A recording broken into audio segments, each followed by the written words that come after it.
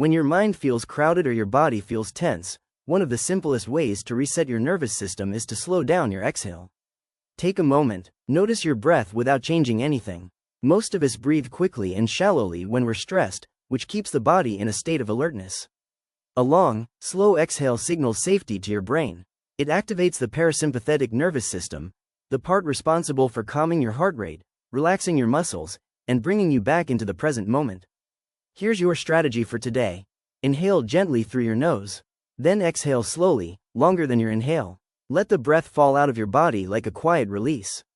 You can do this anywhere, in the car, at your desk, before a difficult conversation, or when you feel overwhelmed. Just one slow exhale can shift your entire internal state. Small, intentional moments like this build emotional resilience over time. Stay with me for more daily strategies that support your mind, body, and nervous system.